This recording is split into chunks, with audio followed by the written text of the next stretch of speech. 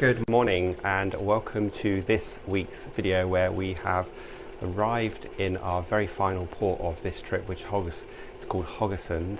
Now we don't have a excursion plan today, but as ever you could walk off the ship and find something to book, but it's a walkable area, so we're going to explore the city, and we are also, let me just try and get this right, we are also going to head towards Haraldshagen, I'm sure I pronounced that completely wrong, which is the ancient monuments where the horses are in the sea, which is about a 2.5 hour round walk, which is flat. Obviously we'll take you along with us, but as you can see today it is a beautiful day. In fact, I've got my shorts on and it's going to be about 74 today, 73, 74, so 22 degrees, so definitely going to enjoy the sunshine on our last day before we have a sea day tomorrow heading back to Southampton.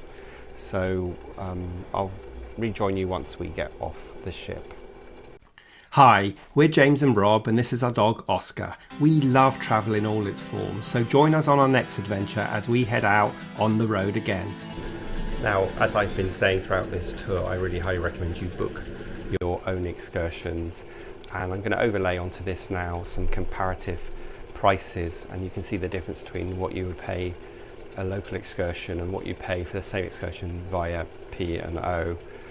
So you can do the Haugesund and Carme panoramic tour and you'll pay $50 a person if you buy it portside or in advance, and you're going to pay $99 a person on P&O.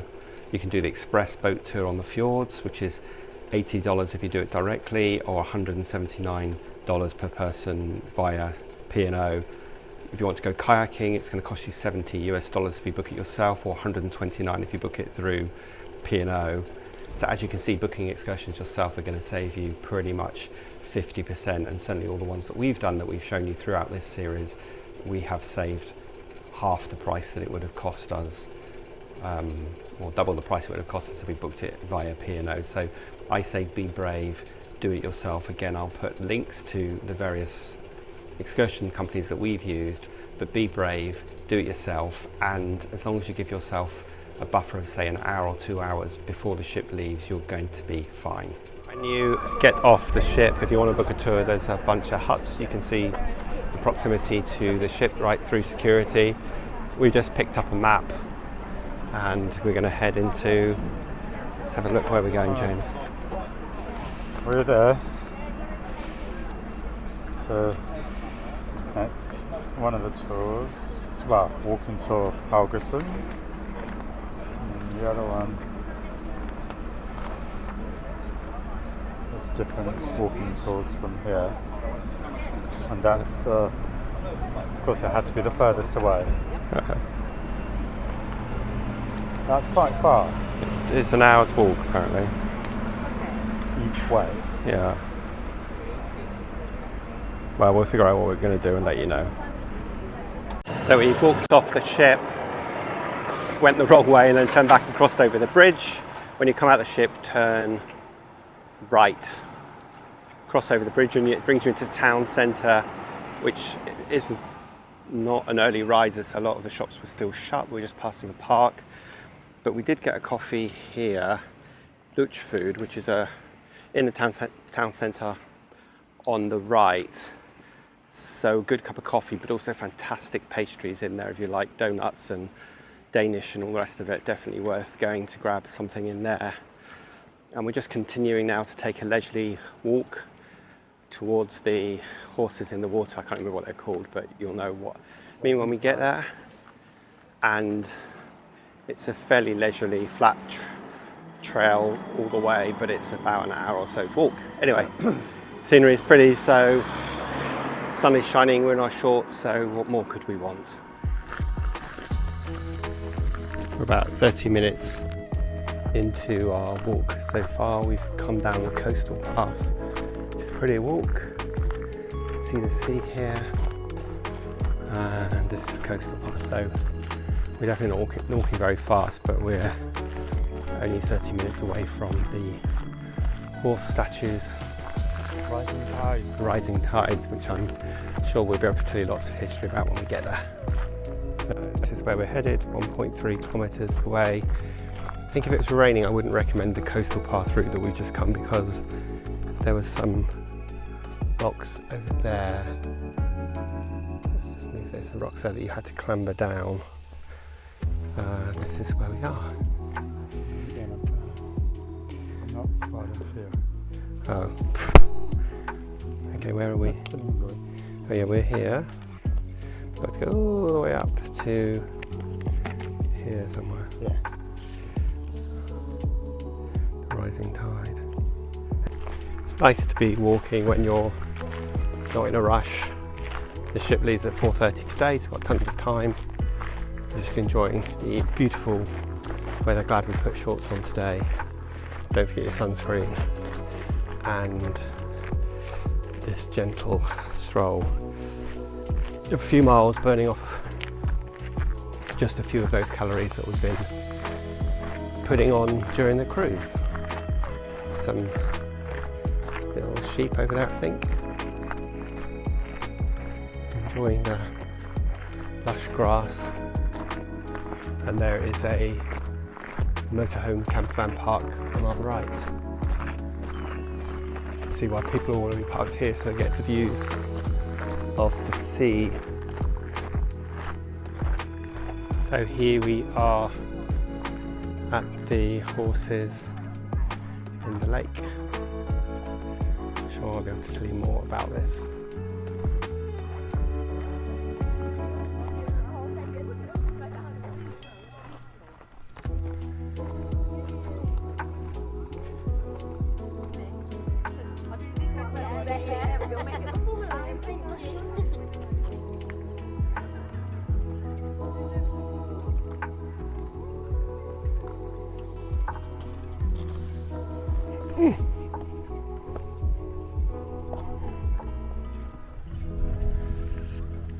There you go, so that is our hike to these horses.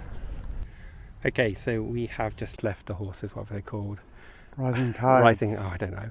And we are walking back, but we're coming slightly different route on the road, which is going to take us about 45 minutes. So what did you think of that, James? That was alright. Yeah, we expected it to be bigger, but...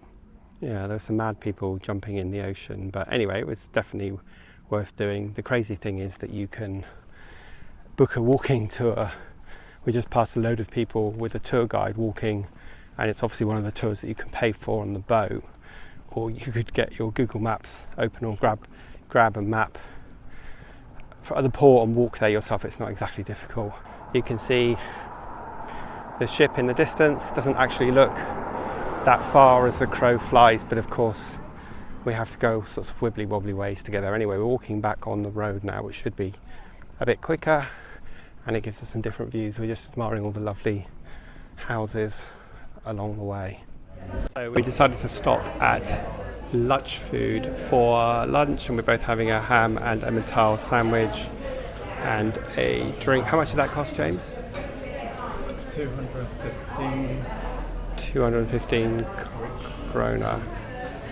£16. That's not bad for this in Norway, and it looks really good. So we can relax a bit before we head back for the next trek towards the ship.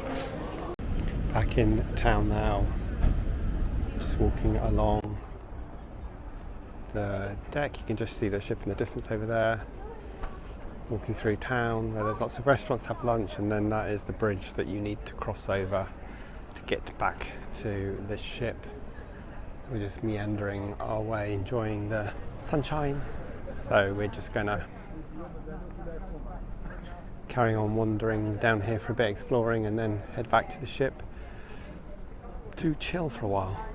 We have dinner at Sindhu later, so we've had a fairly early lunch at Lutchfood, which was nice, just a sandwich, and then we'll wait for dinner.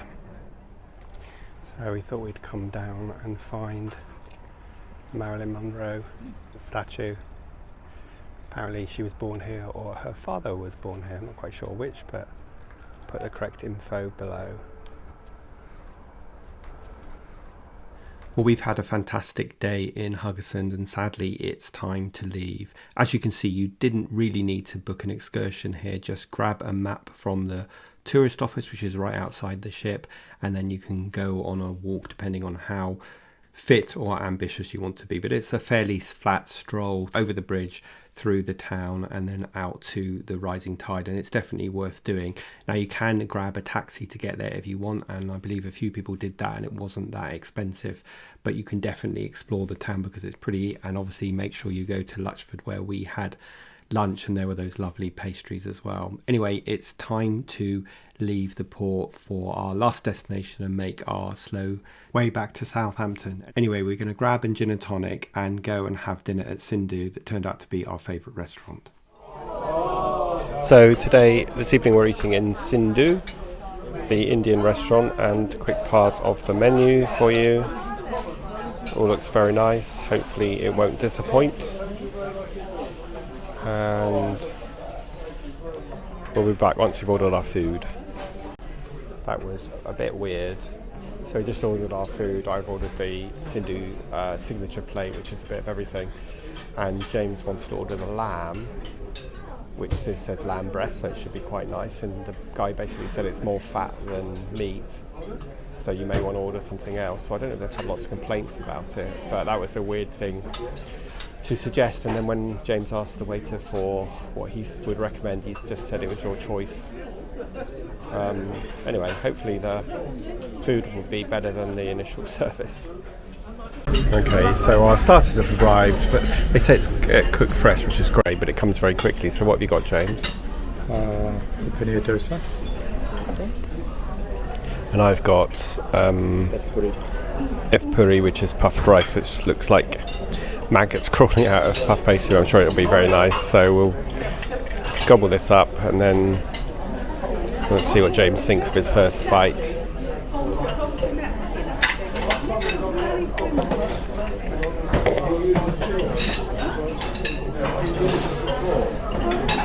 Nice. Right, we'll eat this and let you know what we think. How's that, James? Nice. Well, very nice. It was a dosa with paneer cheese. Yeah, it was very nice. I had some of that. It was really nice. And my puffed wheat were nice, but they were a little bit sweet for me, a bit too much chutney inside. But anyway, I preferred James's dosa, which was very nice, and this was nice as well. So our main courses have arrived. They look very, very nice. James has got the beef fillet because he was told not to get the lamb. I've got the Sindhu special, which is duck, beef and lobster.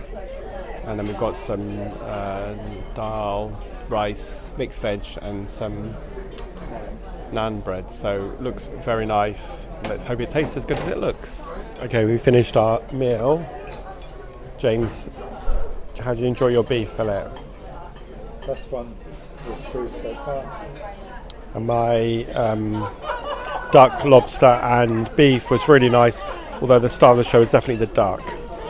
But we were both just saying that was the best meal we've had on the ship so far, better than Epicurean. So if you get a chance to eat at Sindhu, then make sure you do know if you book it in advance, you pay a £20 deposit, but then you get 20% off of anything else that you buy. So for example, my meal was £15, but I'll get 20% off that, making it £12, and we both got £20 credit, so this meal's actually not going to cost that much by the end of it. I hope that makes sense. Here's the dessert menu, so I'm sure we'll find some room to have some dessert. So our desserts have arrived. James has got the yogurt cheesecake, which looks very nice, and I've got the parfait, pistachio parfait, which also looks really nice. Got to say, the presentation in this restaurant is very good, and I think other times the presentation has been good, but it hasn't lived up to the substance, whereas the food has been really good tonight. How's that? Nice or not? Right, well, we'll give it a go, let you know what we think.